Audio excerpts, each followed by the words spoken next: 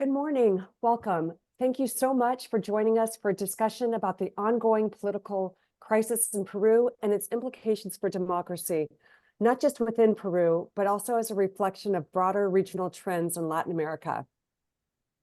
Peru has witnessed tremendous upheaval over the past years, marked by frequent leadership changes, 7 presidents in the past 8 years, erosion of the rule of law.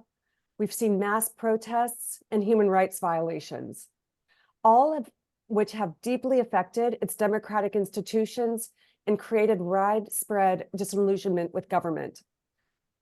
According to Vanderbilt's 2023 Latin American Public Opinion Poll report, only 1 in 2 Peruvians view democracy as the best form of government, and just 19% are satisfied with how democracy performs. Perhaps even more troubling, only 7% of Peruvians have trust in Congress, and the president has a dismal 8% approval rating. One consequence and also an indicator of the political and institutional instability is a significant increase in migration, which we can expect will grow even further if the situation does not change. In 2022, 400,000 Peruvians left the country, and that is close to 4 times the number that migrated in 2021. And in the first 6 months of 2023, the number grew even more dramatically to 415,000, on track to more than double the 2022 annual rate. Despite calls for dialogue and reform in Peru, substantial action towards resolution or reconciliation has been notably absent. As we convene today, we're going to have the opportunity to explore these issues in depth.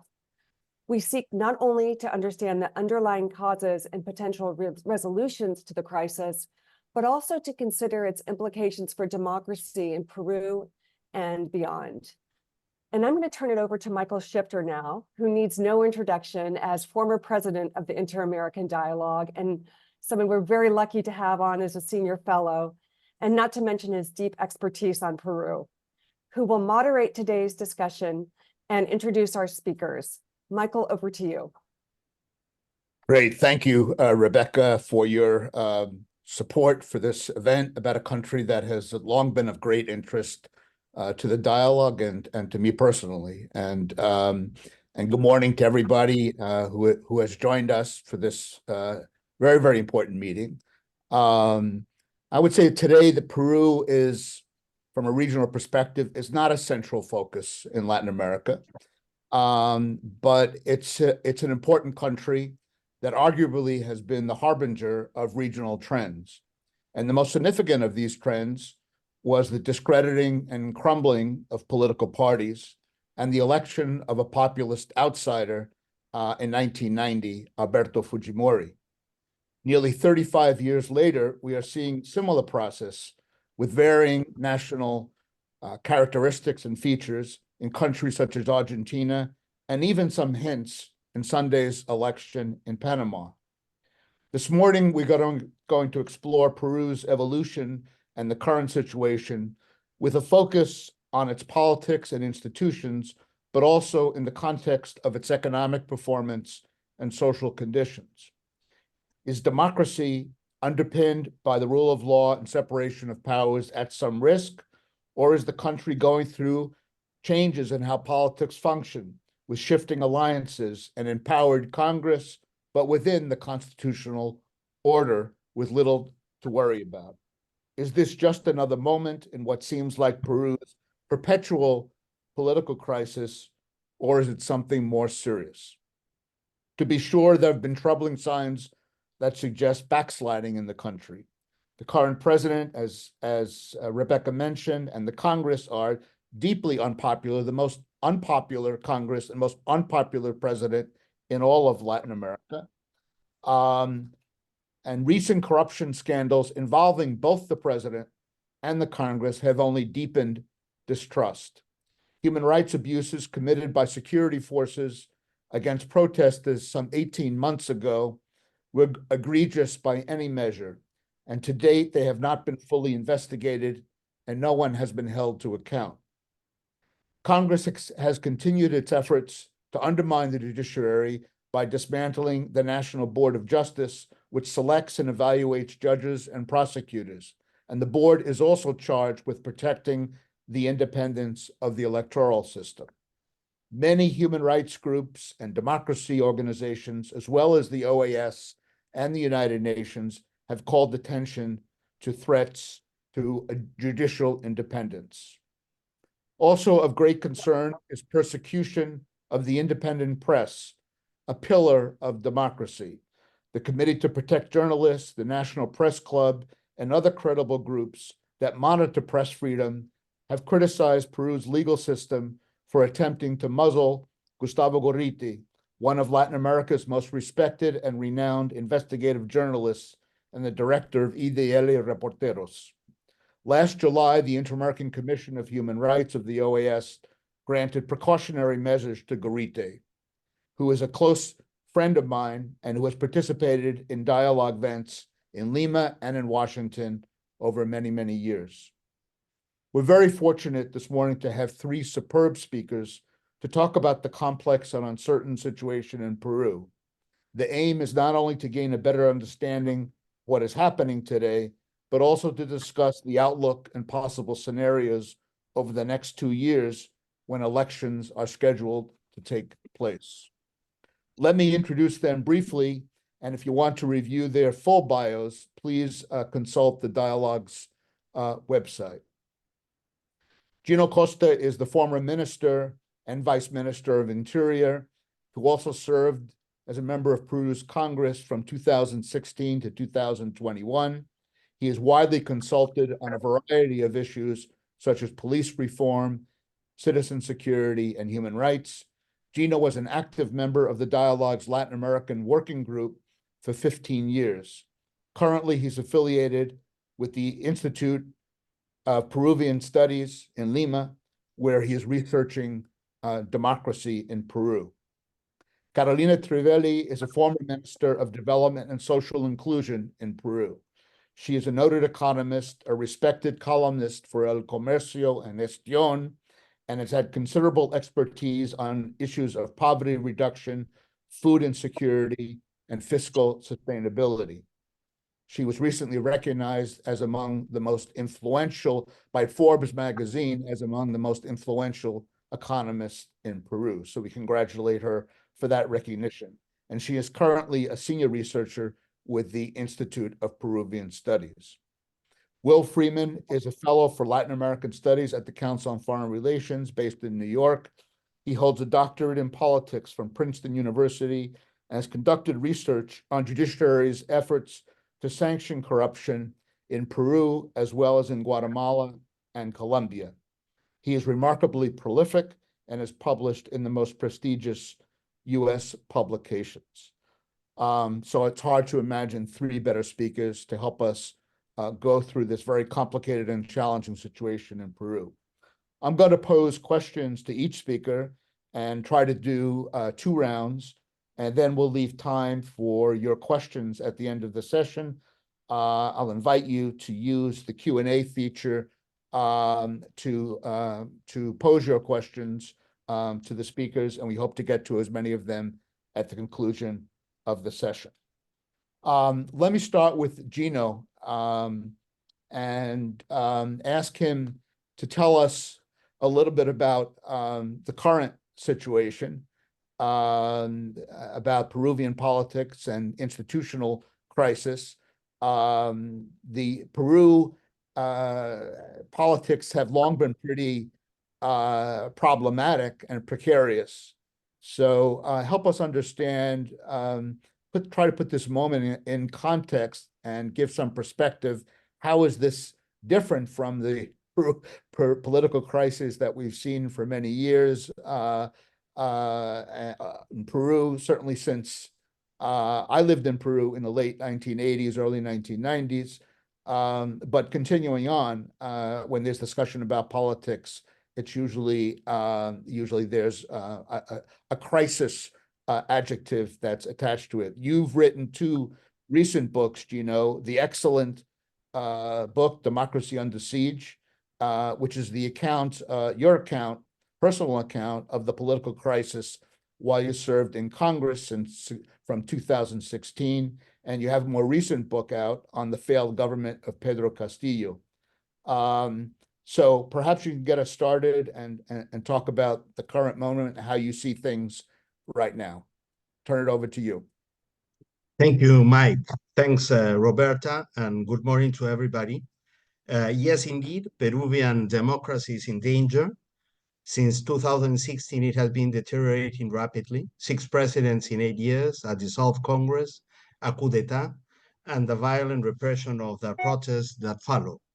The crisis is explained, among other reasons, by the refusal of the loser of the last 2 elections to accept the results, governments without a parliamentary majority, successive corruption scandals, and the pandemic.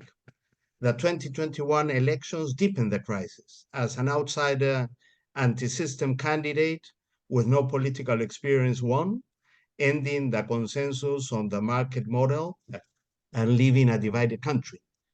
With prior agreement with his adversaries, Boluarte switched sides, pledged to stay until 2026 instead of holding early elections, and violently repressed the protests.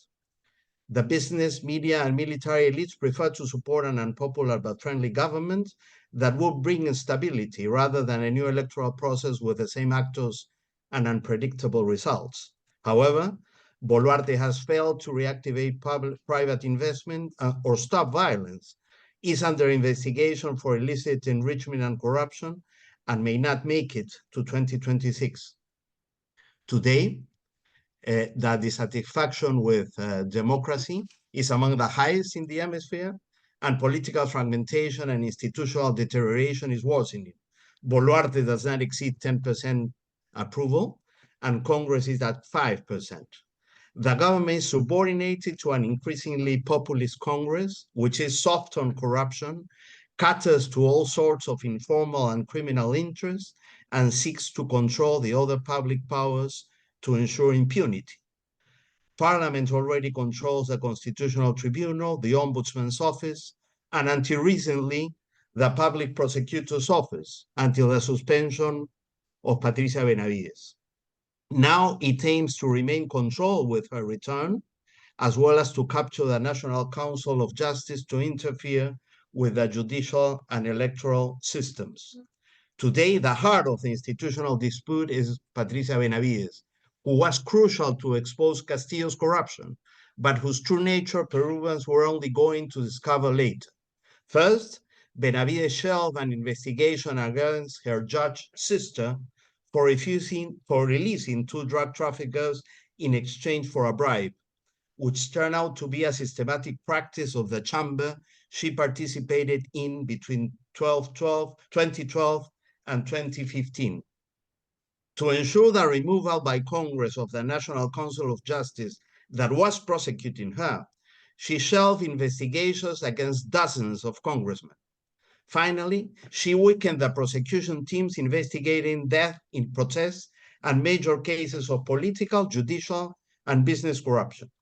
The National Council of Justice, responsible for appointing and removing judges and prosecutors, first suspended Benavides for 6 months and then called for her removal, but thus far has been unable to make it happen because Congress and the Constitutional Tribunal interfere. If the deadlock is not resolved, Benavides will return to the Public Prosecutor's Office in 4 weeks. It will be the triumph of impunity for human rights violations, corruption, and organized crime. A real shame. Great. Thank you very, very much, Gino, for those remarks. And I think you painted a pretty clear picture of the current situation. Why don't we turn now to Carolina for some opening remarks and maybe to talk a little bit about, Gino referred to this, about the economic situation and private investment, how this is affecting private investment, but it would be very useful to get your perspective on that, on the current situation and the social situation in Peru. We know that Peru had a recession last year, but is supposed to recover somewhat in 2024. I think during COVID, Peru had the highest per capita death rate in the world, if I'm not mistaken. And so there must be lingering social effects. So tell us a little about the Peruvian economy and the social conditions in the country today. Thank you. Thank you, Mike. Good morning to everybody. Thank you to the dialogue for the invitation. Peruvian economy is still a very strong economy in macroeconomic terms and in fiscal terms, especially when compared to the other countries in the region. We have a very low debt. We have enough international reserves. We have a strong central bank. We were able to really control the impact of high inflation coming from the global economy, but it is deteriorating very fast. We saw that deterioration happening very quickly in the last 2-3 years, with last year being the worst year in more than 22 years. In terms of growth, in terms of fiscal deficit, and in terms of job creation, which is one of the striking issues of this for the social conditions in the country, and that is directly related to private investment. And that is the cornerstone of the main economic discussions today. We have a strong macroeconomic situation compared to our neighbors, and we have a decent picture in terms of macroeconomic situation. But when we see the full movie from the last 20 years, we see a situation that is not improving, that is having a lot of new issues arising, and we are ending our good savings of the past 20 years. The good news for the macroeconomic situation is that this year, 2024, it's going to be a year that will look a lot better. Partly because last year was a really bad year. So we will have a statistical image of a growing economy, around 3% for this year. And we will have also a consumption bubble that will be, that is artificially created by the Congress, that allow, for the 7th time, access to pension funds for the people that still have some pension funds after 7 times when we were able to take some money out. Informality is still too high, around 75%.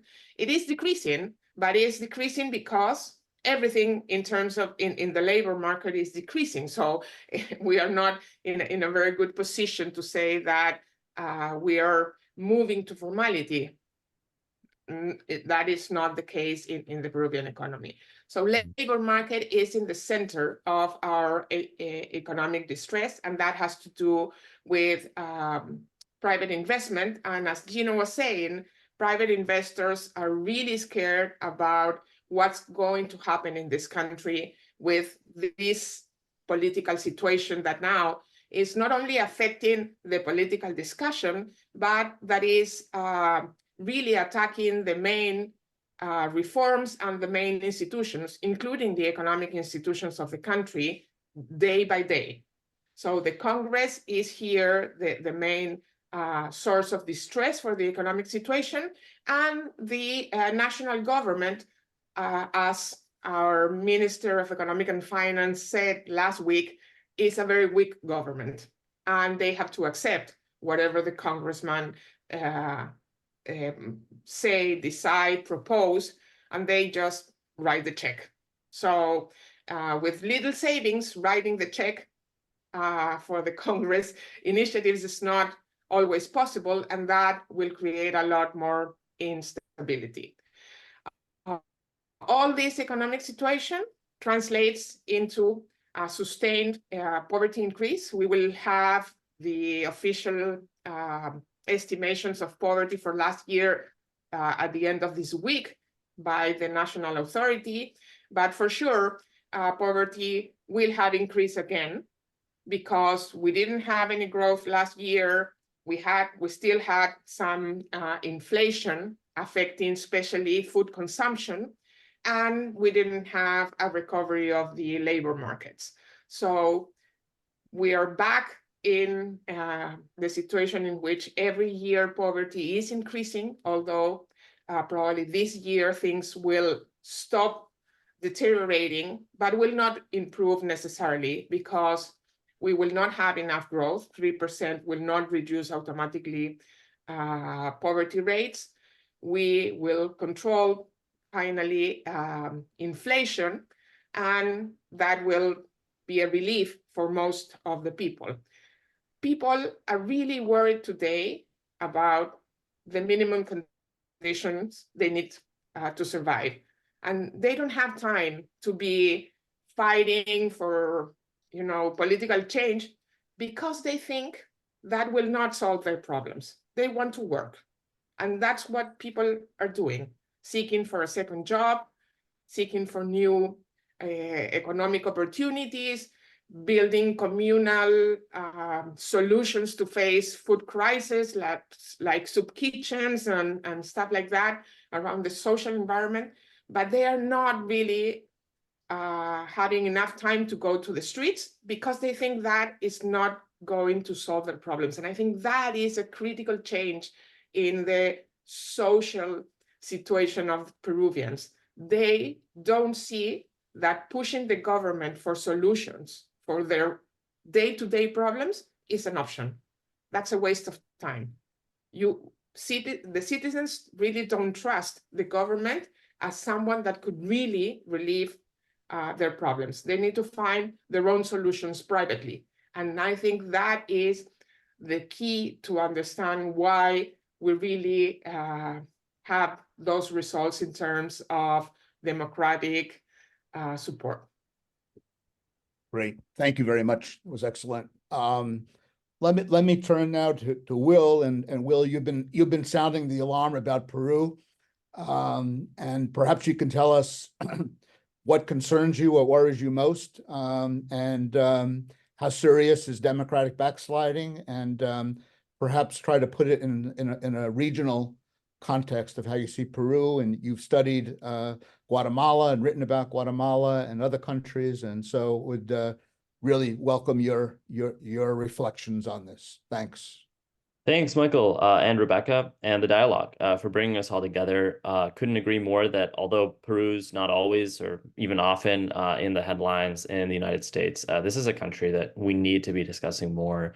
It does matter for us, for national security interests and the country as a whole. In the US, we're talking about the 5th most populous country in Latin America, the 6th biggest economy, a country which is very important in terms of critical minerals and critical mineral supply chains that affect U.S. national security interests. So I couldn't be happier that we're talking about Peru today, especially as it reaches this really concerning inflection point or turning point, which I think both Gino and Carolina have underscored very effectively. So let me add this. When I look across the region today, I see no country in which democracy and the rule of law are deteriorating more quickly than in Peru. Now, note, I did not say that the countries where democracy and rule of law are most broken. Of course not. I mean, Peru is not Nicaragua, obviously, right? It's not even El Salvador. But the backsliding is happening very rapidly. People worry these days about democratic backsliding in Mexico, Honduras, Bolivia, all with good reason. But I find it curious that we often hear more about what's happening in those countries than Peru itself. So let's talk about what's happening in Peru. I think democratic backsliding in Peru has taken on quite an unusual form, at least if you look across the last few decades of Latin American history. Usually in Latin America, you see a power-concentrating president, think Nayib Bukele or Hugo Chavez before him, who concentrates authority in the executive, disempowers regulatory institutions and checks on power, and generally organizes one party or clique of supporters around himself. In Peru, what we're seeing is backsliding by a coalition of factions, which I think if we're going to be honest here and frank about it, you could call Fujimorismo and Friends. It's the Fujimorista Party, Fuerza Popular, and several aligned political blocs or parties that are each steered by their own political operators and tend to vote with Fuerza Popular on key institutional changes. So this is democratic backsliding driven by and for the benefit of Congress. That's what makes it different, and I think that's why often we've been missing it in the public conversation. Now, to put it in context, why is this coalition of parties led by Fuerza Popular leading this effort to erode democracy? I think it's a clear response to the last 10 years of Peruvian politics, in which you saw an increasingly assertive and independent judiciary investigating illicit campaign finance, which had become somewhat the glue or the motor fuel of the Peruvian political system. So you saw prosecutors really start to probe that issue. This, I think, is the response by those affected parties. You look at the parties that form part of this autocratic coalition, which I've been discussing, they have one common denominator. They were all investigated at some point for illicit campaign finance. Now, I realize there might be some skeptics in the audience. I've encountered plenty of people, and I think they're reasonable to ask these questions, to ask, well, how do we know that democracy is really eroding here? It's not just a threat on the horizon. So let me briefly point to three indicators, three flashing red lights that I see. I think if we talk about democracy in the region, you have to consider three things. An independent judiciary that's actually equipped to hold whether they're lawmakers or presidents accountable. I think you need, when you're talking about a democracy, a system in which big structural changes to the Constitution, to the form of government itself, come with popular consent, where people have an opportunity to weigh in on such changes. And third, I think you need a system in which elections are overseen by neutral referees. So electoral authorities that are not afraid of facing retaliation for doing their jobs, for organizing elections on a fair playing field. And on each of those dimensions of democracy, the judicial independence, popular ratification of constitutional change, and the independence of electoral authorities, I think we've seen huge backsliding in the past year in Peru. So just briefly on each of those. First, we've seen a tireless assault by these factions in Congress, led by Fuerza Popular, against the National Justice Board, which, Michael, you mentioned in the beginning. That sounds obscure, but it's a very important judicial body which names and ratifies judges and prosecutors across the country and has a hand in also appointing electoral authorities. So you can imagine how significant it is that Congress has not only tried multiple times to purge the members of this junta on spurious grounds, but is now, as of, I believe today or the day before, has a bill that will be voted on in the full Congress to actually dissolve the National Justice Board entirely and replace it with new entities, which would be much more under the thumb of Congress itself. But that's not all when it comes to the judicial independence and it's the erosion of that independence. We've also seen Congress put in place lenient or loyalist judges in the Constitutional Tribunal, which have cut back the ability of the judiciary to actually review decisions by Congress. And we've also seen Congress tie the hands of prosecutors fighting organized crime. We've seen them dismantle the plea bargaining tools, which are so essential to determine how any criminal structure works. Now, on the changes to the Constitution, we've also seen sweeping change there. I would compare this to the constituent assemblies that Hugo Chavez or Rafael Correa held in the 2000s. In Peru, we've seen over 50 articles of the Constitution changed recently. The only difference, of course, with those earlier cases I mentioned, in those earlier cases, Correa, Chavez, there were anti-democratic changes to the Constitution, but they had broad popular support, unfortunately. The difference in Peru is that there's no popular support for Congress's dismantling of the Constitution. In fact, several of the key parts of the Constitution, Congress has changed. For instance, the creation of a Senate, a very powerful upper house that will come into effect in 2026, or the de facto elimination of re-election bans on members of Congress. Both of those items were overwhelmingly voted down by voters in a 2018 referendum. That's the last time the Peruvian people had a chance to weigh in on these key constitutional questions. And it seems that if Congress gets its way, there will be no further chances to weigh in on these key issues of institutional design. So to zoom out there, I think we're seeing a wholesale remaking of the Peruvian Constitution, tantamount to writing a new one, but with no chance for the people to weigh in, because certainly they would say no to this. And then finally, on free and fair elections, and here's what's really critical. 2026, the next elections in Peru, will be overseen, as usual, by and organized by the National Office of Electoral Processes. The voter rolls will be organized by an institution called RENIEC, and there will be, in case of any disputes, the electoral courts there to settle them and to weigh in. What's really concerning is that we're not only seeing assaults on judges and prosecutors, we're not only seeing changes to the Constitution, we're now seeing the coalition in Congress take aim against these very electoral institutions. One, by investigating some of their heads. So we've seen investigations against Jorge Salazar Arenas, the head of the the electoral court, which seems to be a plain retaliation against his decision to not comply with an attempt to defraud the 2021 elections.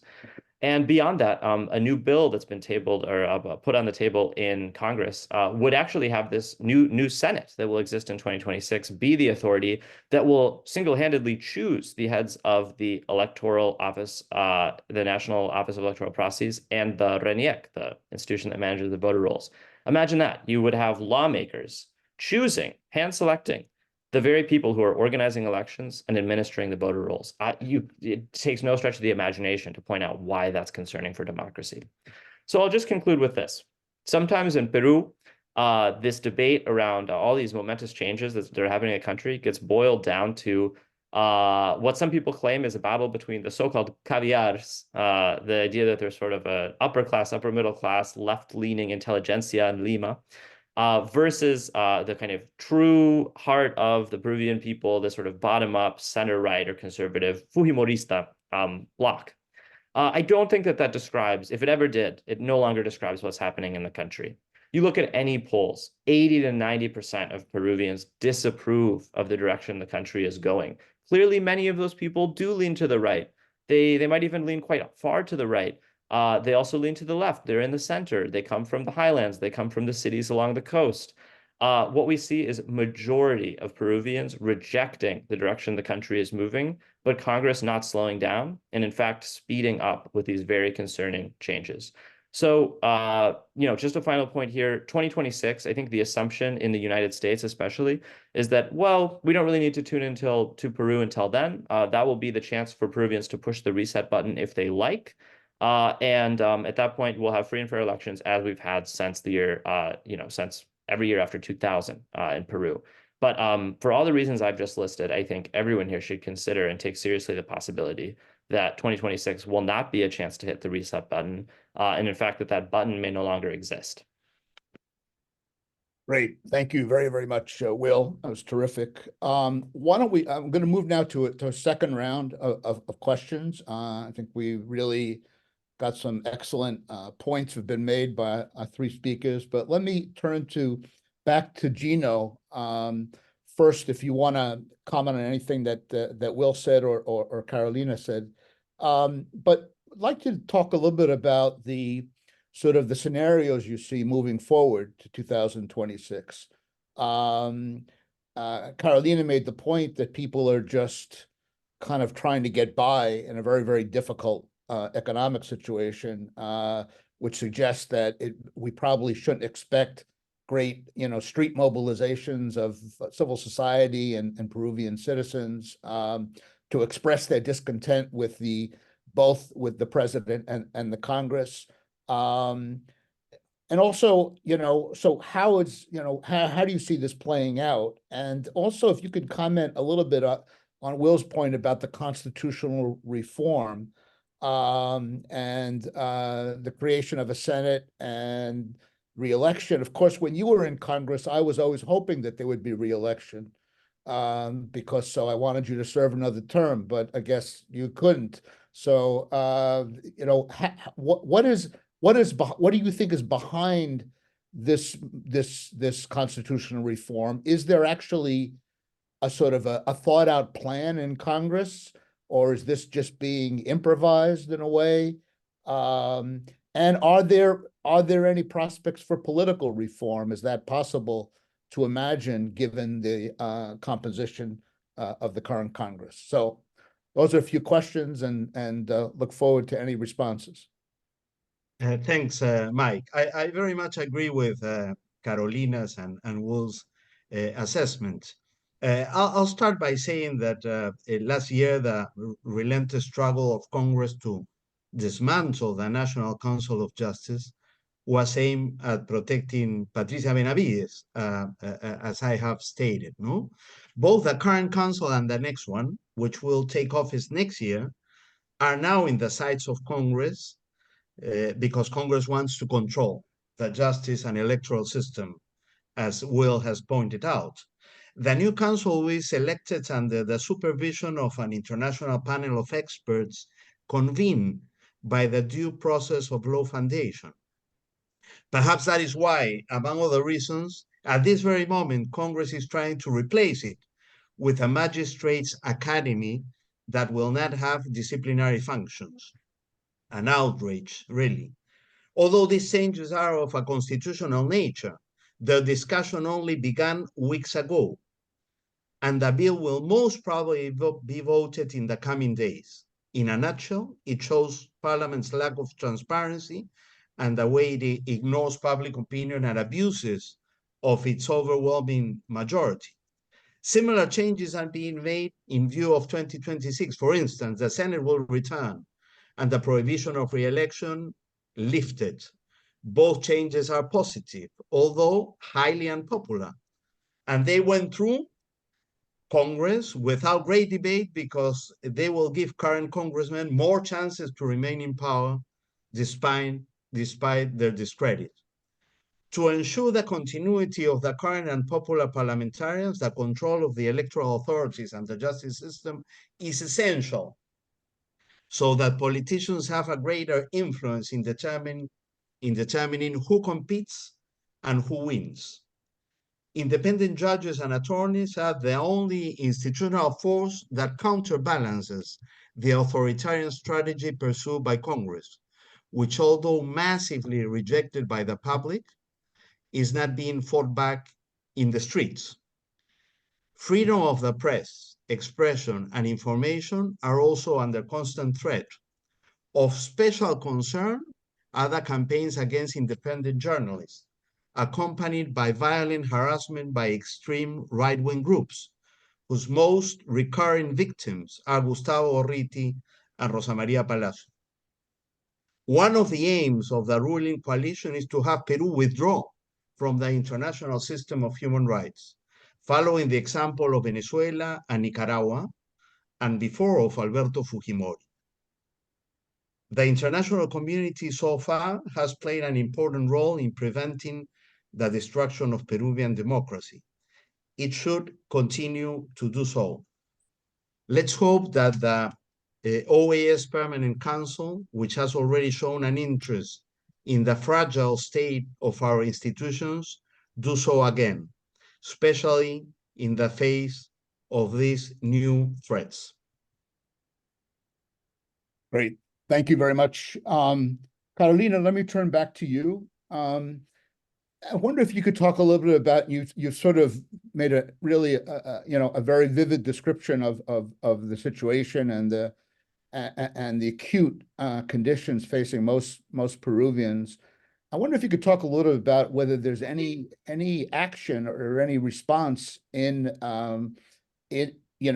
the government or by Congress, and also any external institutions, the World Bank, the Inter-American Development Bank.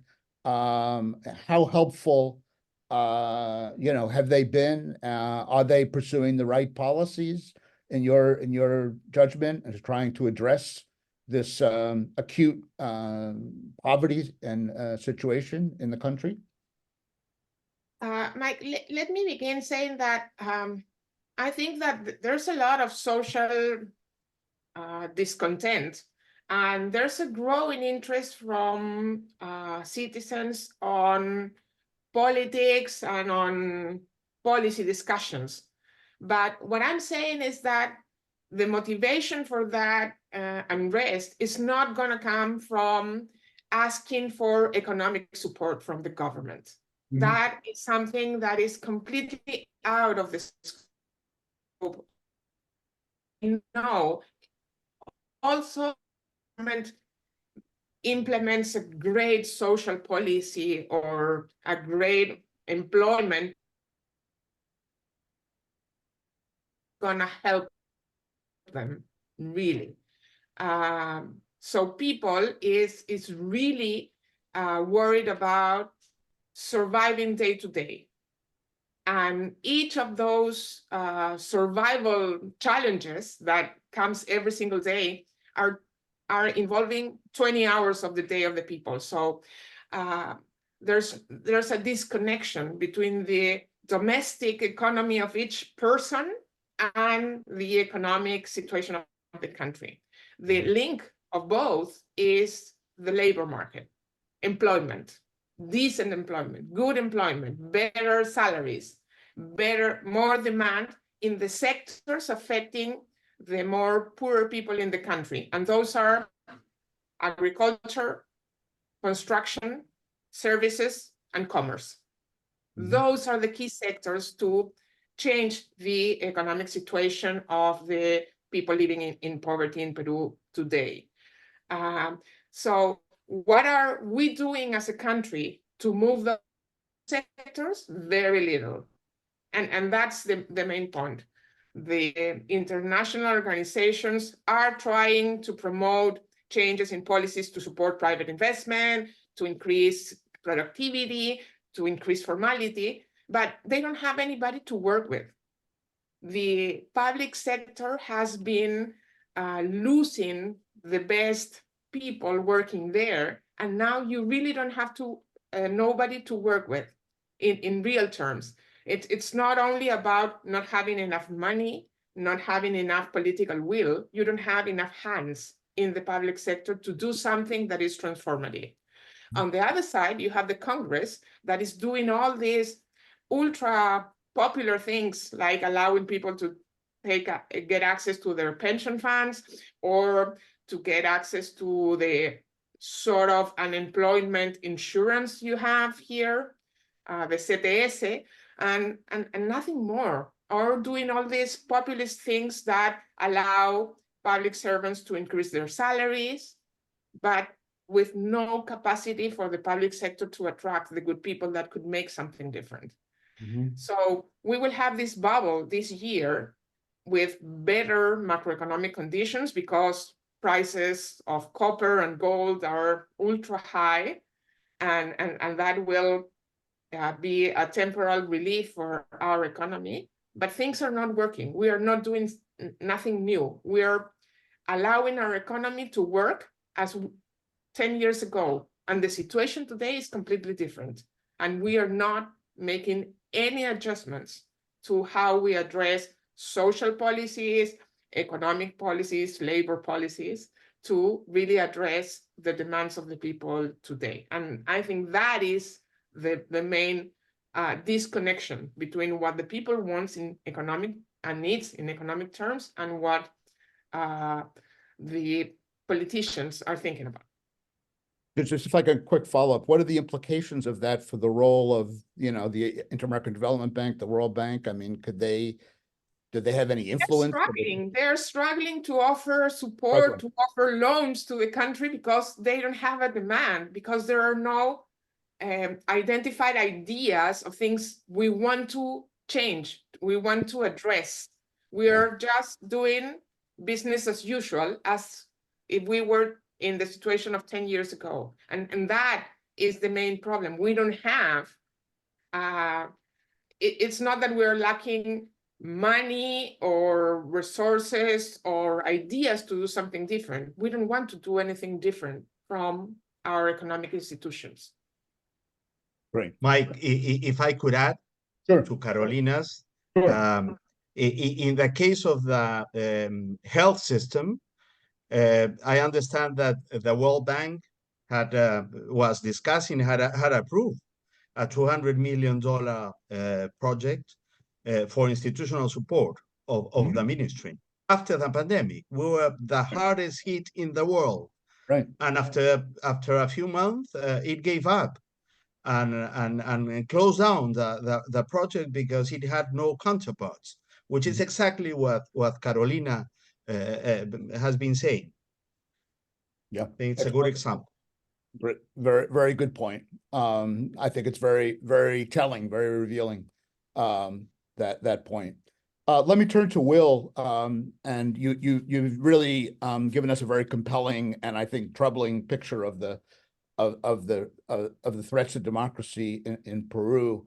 And I was just wondering if you could talk a little bit more about it. I mean, Gino mentioned the Organization of American States. I know there's been some statements from the U.S. Congress, maybe not getting the attention it deserves, but you know, how do you see if it got more attention, what kind of attention would be most effective, do you think, in trying to perhaps, you know, slowing down the backsliding, if we call it that way, or even more optimistically leading to some sort of democratic strengthening in Peru? And also, if you could elaborate a little bit on the Guatemala comparison, because a lot of people have made that comparison. Are there similarities in terms of how this is working with the Congress and the executive, and also in terms of the international response? Are there lessons from Guatemala that might be relevant for Peru? Great questions. Thank you, Michael.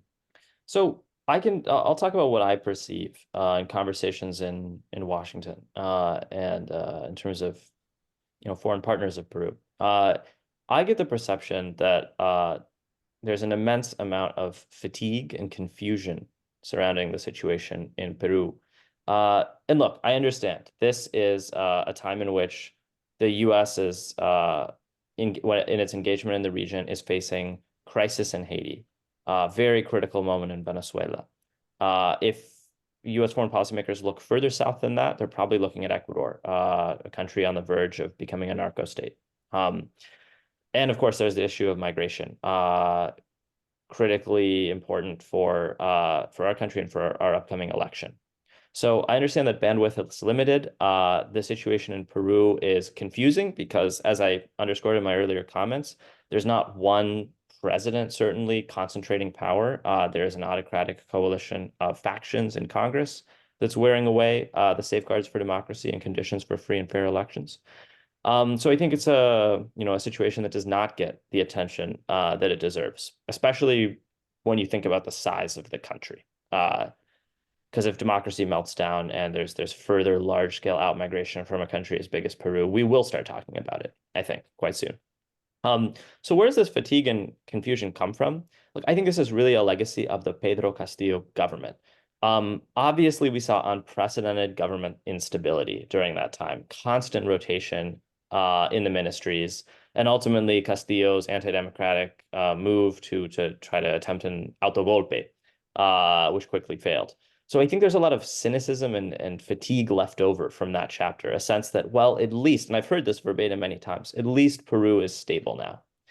But where I see that falling short and actually being very misguided is that I think this is, if you can call it any kind of stability at all, it's the precursor to an explosion. Peru, as I see it, is a powder keg. I mean, like, let's take a slightly deeper look at the situation. You have maybe the most unpopular government in all of the Americas, both Congress and the presidency. If we believe the Ipsos polls or other international polling agencies, the government with less of a base of popular support than Nicolas Maduro, the dictator of Venezuela. So that's for one thing. I think that although we've seen a lull in protests, as Carolina mentioned, based on the history of Peru over the last 10 years, sooner or later, we will see new explosive protests. So this stability is going to be short-lived. In fact, I think the markets have been a bit more clear-sighted about just how dangerous the situation is than sometimes even policymakers. You had S&P recently, S&P Global downgrade Peru's long-term foreign currency sovereign credit rating to BBB minus, citing the limited political capital of the administration, which weighs on private sector investment sentiment. So a nice way of saying that this is the least popular government in the entire region. It can't sustain itself this way. Second, we see surging migration. I've written about this recently. Michael, as you mentioned up front, over 400,000 people leaving the country 2022, another 400,000 just in the first 6 months of 2023.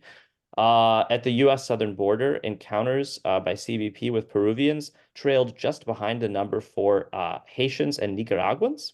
And now, as of a few weeks ago, Mexico has imposed visa requirements on Peruvians who, as they headed north, were mostly flying to airports in Mexico and then continuing north on foot. So I think in the Darien, we're about to see a very critical situation involving Peruvians potentially. So this all makes the situation really worth paying attention to. I just want to make those points up front, why this matters for outside, actors outside Peru, why it matters for Washington. It's because we do see a migration crisis burgeoning. I think we are likely to see more political instability given the illegitimacy of the status quo. So what could the outside response look like, or what should concerned foreign actors be doing here? So first, I think it's important to underscore something.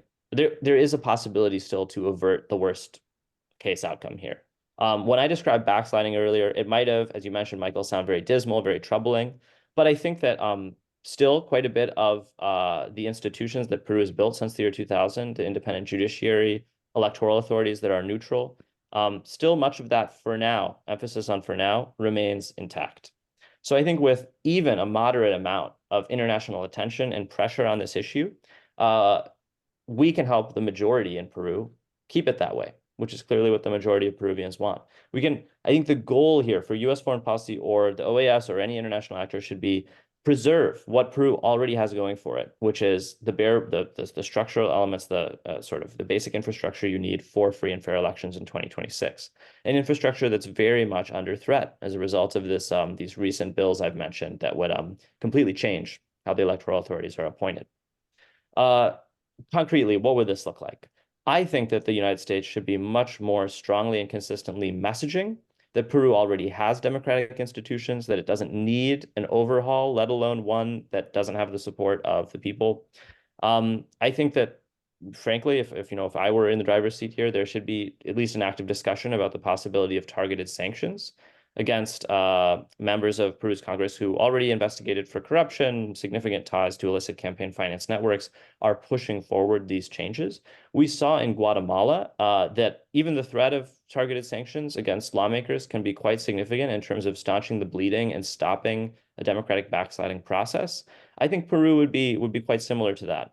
There may be elements of the authoritarian coalition I've been discussing that simply won't feel the effects of sanctions or don't care. I think there you can talk about the political groups around Jose Luna Galvez and the Serronistas, the ex-followers of Pedro Castillo.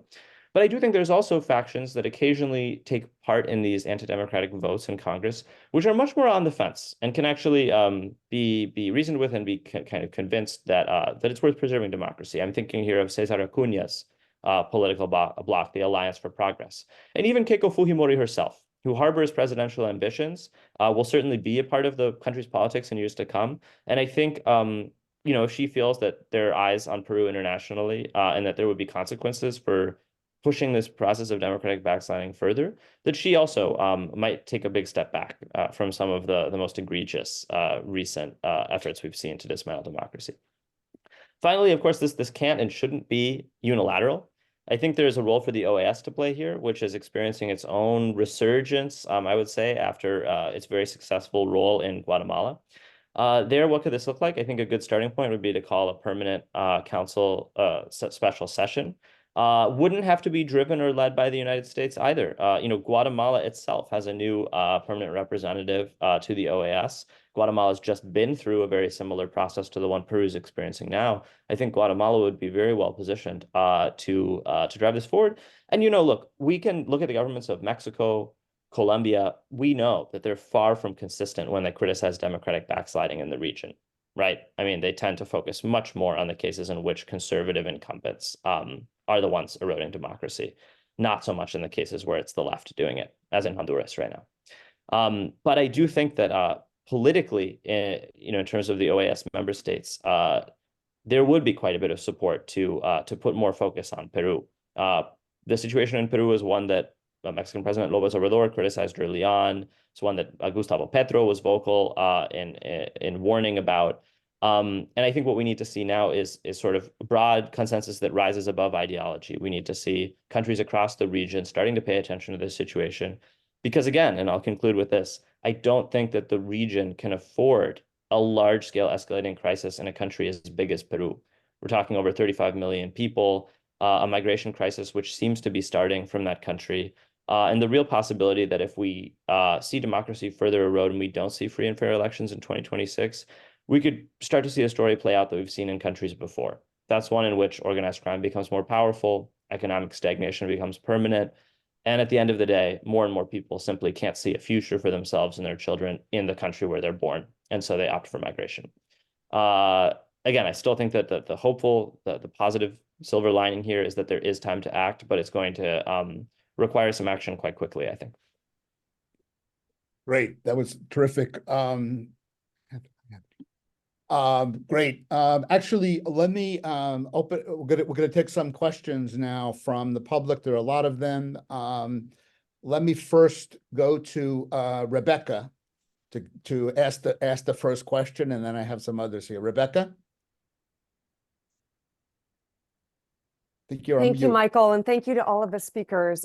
Will mentioned when he was talking about indicators of the subversion of the rule of law in the courts, mentioned this attempt to kind of tie the hands of prosecutors that are investigating links to organized crime. So my question is, and maybe Gino, you're the one to answer this as the former Minister of Security, is about the role of organized crime in Peruvian politics. I mean, I think we're talking more and more about organized crime, especially as we see things really unravel in Ecuador, and we talk about the growing citizen insecurity, but we don't talk as much about the impact on governance, the penetration of government, penetration of the state. So I'd love to hear your thoughts on that.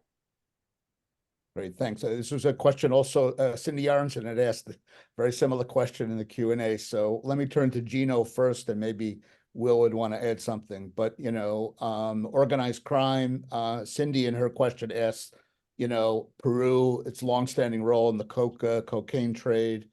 If you can address that issue, and of course the politics connection, as Rebecca asked. Yeah, drug trafficking, the production of cocaine has nearly doubled since 2017, and with the current prices of gold, illegal mining of gold has, you know, been extremely profitable and increasingly growing. Although we don't have any numbers, prices have never been as high as they are now, and have increased certainly in the last 5 or 6 years. Then there's an indication of the new presence of Brazilian criminal organizations in the Peruvian Amazon region, of Ecuadorian criminal organizations in the north of the country, and of Tren de Aragua, of course, as everywhere else in South America.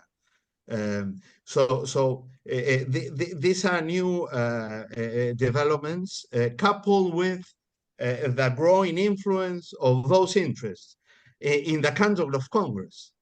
You know, the legislative record of this Congress accounts for the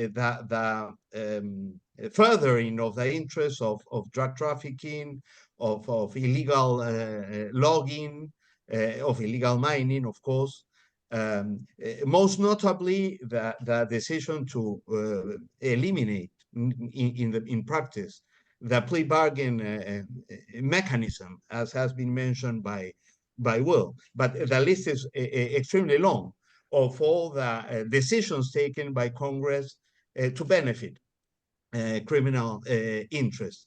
Although the majority, those that belong to the coalition that runs Congress, that goes from the extreme right to the extreme left, are extremely keen with the possibility of a Peruvian Bukele.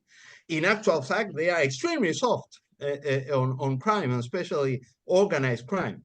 So the success of this authoritarian drive by Congress would end up with an authoritarian regime that, instead of being strong against crime and corruption, will be weak against crime and corruption, which is, you know, an additional, the main important, or one of the main important dangers behind, you know, the erosion of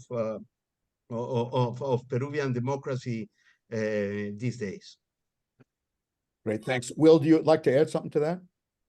Yeah, only just one thing about why I agree with everything Gino said. I think now is the worst possible time to be weakening prosecutors who focus on organized crime of all things in Peru. And just one note there on why the timing matters. I mean, I think we're seeing a real change in how organized crime works transnationally in Latin America. As we've seen a shift towards maritime cocaine smuggling, cocaine smugglers are putting ever more higher a premium on infiltrating their way into ports that don't tend to attract as much attention. So that's the story we saw with Ecuador. And there have been recent media reports that some of the same Albanian mafia figures, so critical in Ecuador's unraveling, have now set up shop in Peru.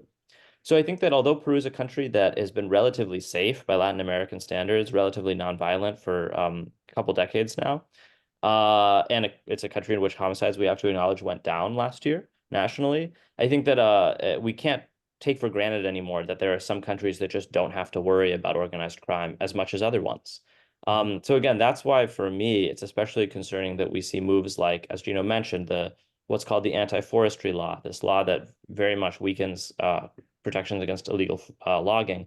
It's why it's concerning to me that we've even seen President Dina Boluarte float the kind of regularization of illegal mining in a country in which that industry is producing 2 to 3 times as much profits as drug trafficking is. Yeah, I think I mean, as Gino mentioned, there's this is not the time to be tampering with law enforcement, let alone depriving it of the tools it needs to dismantle some of these networks. Mike, Mike, and let me add something. Carolina, yeah. Very, very small thing, but crucial here about these illegal economies developing all around the country. They have a huge territorial impact. They are highly located in certain places, and they have also some local authorities with them. And that is changing the scope of local politics also in the country. Sorry for my dog. Great. No, that's great. Carolina, there's a question from an anonymous participant, but I wanted to ask you, really haven't talked about the role of the private sector. And this is, Will mentioned the S&P rating and the new rating. Is the private sector also very frustrated with this government? Do you see them as a potential, catalyst for some sort of change in Peru? Because obviously they're also, getting hurt by what the current situation. Is there some discussion within the private sector about about its role given the situation? Actually, the sector is diverse, but if we are talking about the bidders, the bankers, companies, they are very worried because of the potential downgrading and losing our privileges in the investment world. But there's also a very large private sector that is taking advantage of the counter reforms and the institutional weakness of the country, dealing with illegal economies, with informal markets, and with creative ways of doing business. So there's a huge tension within the private sector of how this more illegal, informal, creative private sector is taking benefits and growing. And we are all concentrated in discussing how the other private sector is not investing enough. So I think it's very bad news having this, not only this trust from the private sector about the potential benefit,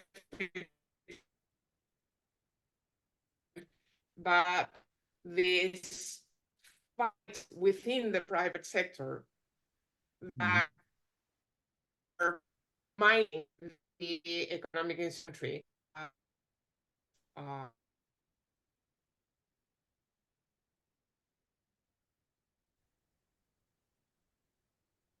Okay, I think you're breaking up a little bit, but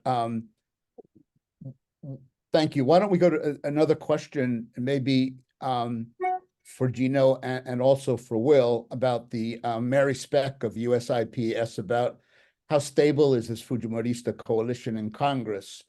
Are there fissures? Are there weaknesses? I mean, we assume that this is going to sort of stay together, but, you know, is it really stable or could it really unravel? And let me ask Gino first and then Will. And Will, maybe you could address if there's anything, you know, outside of Peru, any external actors can, you know, any actions that would take that may weaken this coalition. Gino? Yes, Will has already mentioned how unusual this authoritarian drive is, considering that comes from Congress rather than from the executive branch.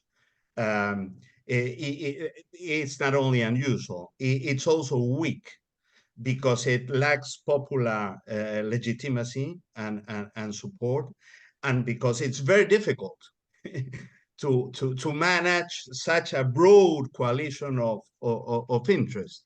They have been managing to do it, but it's an additional weakness to its lack of social credibility and legitimacy. No, I would only add that it is an attempt to revive the authoritarian regime of the 1990s under Alberto Fujimori. Only that that hasn't been able to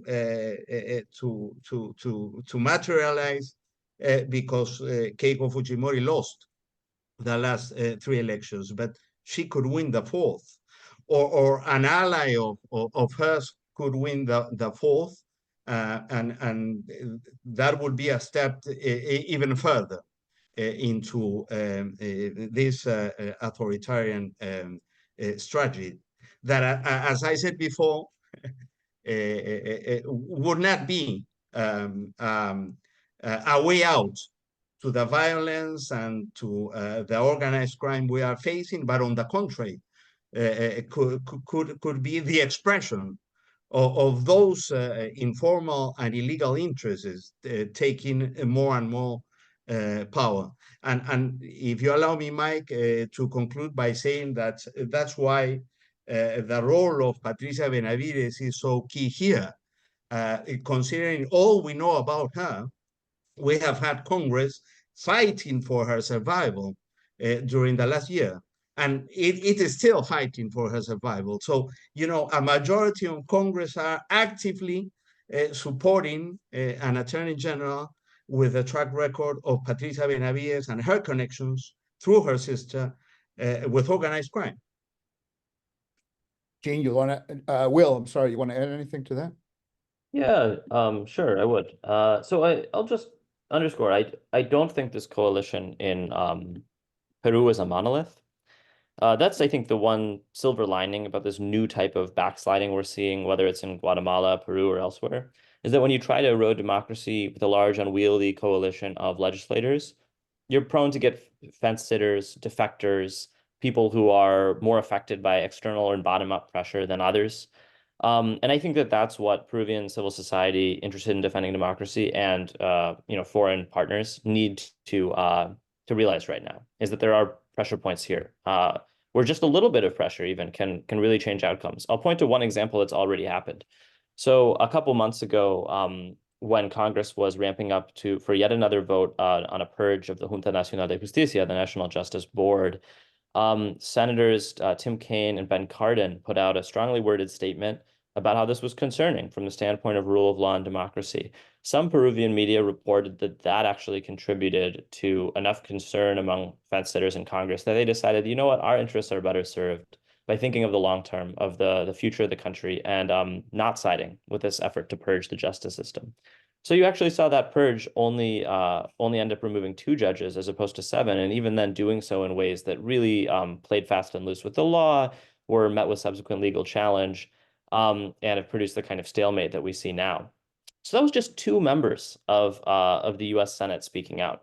Imagine what would happen if we had a bipartisan statement. Imagine what would happen if the executive branch, the Hill, the OAS, European Union member states that are partners of Peru, we're all speaking with one voice on this, as they did in Guatemala. I think we'd see, if the threat wasn't fully contained, a much more diminished authoritarian coalition here. And then I just want to say one thing about Fujimorismo, because, I know there's a tendency by supporters of that movement to see discussions like this as sort of unfairly, treating Fuerza Popular, Fujimorismo as a punching bag, assuming its intentions are always authoritarian. I'll say just a couple of things. One, I do think that Fuerza Popular represents an important segment of public opinion in Peru. They have an important constituency of supporters.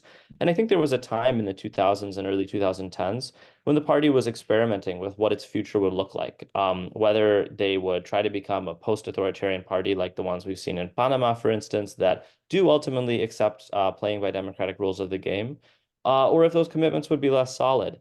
And I'm concerned that what we've seen since 2016 is a Fuerza Popular, and specifically Keiko Fujimori and her closest advisors, deciding that that recipe doesn't work for them, that they can't play by those democratic rules and win. I think that that's a very unfortunate conclusion to come to, and that it seems to me, that it's doing quite a bit of harm to the country. What I'd hope for Peru is not a future in which Fuerza Popular and Keiko Fujimori simply don't exist. I mean, they are, again, an important part of the political landscape, but one in which they come back to their senses and realize that if they play by the same democratic rules as everyone else, maybe that also serves their interests in the long run. And that this attempt to tear down a now over 20-year-old democracy that was increasingly strong is not going to work, won't serve the Peruvian people, and won't be met with silence abroad. Great, thank you. We have a lot of extraordinarily good questions, but our time is running out, so I really apologize to those questions I couldn't get to.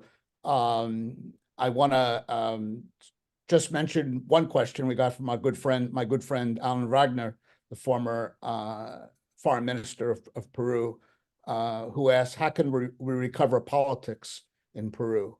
I think that's something that all of us need to reflect on. Let me just say that another sobering statistic or some data is that as of April 30th, the National Election Board in Peru had 27 parties registered to run candidates in the next election. Another 16 parties are working on their registration. So if all the parties were to register, that would mean 43 presidential candidates in 2026, 86 vice presidential candidates, and more than 8,000 candidates for Congress. That is what we're talking about. And again, I just want to go back to the point that I made when I opened the session, which is that I think another reason to focus on Peru, for all, apart from all of the things that will very persuasively mention, is simply that it tells us where I think other countries are headed. And perhaps the word that we use to describe whether it's Argentina or Panama or Ecuador or Colombia or Chile is the word fragmentation. And I think Peru is out in front and is probably the champion in that department. And I think we should, it's useful to reflect on what the implications of that are for politics, as Alan Wagner provocatively asked all of us to consider. With that, I want to conclude this session. And again, I regret, I saw a lot of great questions, but I just want to, I want to end it on time. I want to thank Gino and Carolina and Will for this really superb, outstanding comments. Very, very informative, very stimulating, and I think excellent insights. I want to thank Rebecca for her support for this. I want to thank Bernarda Rain for helping to set this up, and to thank all of our participants and those who posed questions and others. I think this has been a great session, and hopefully there'll be more to come. And I think if one thing we could take away from all of the comments is we shouldn't lose a focus on Peru in the midst of all the other crises that are happening in our hemisphere. It would be a mistake to ignore what's happening in Peru. So thank you all very, very much, and we'll see you the next time. Thank you.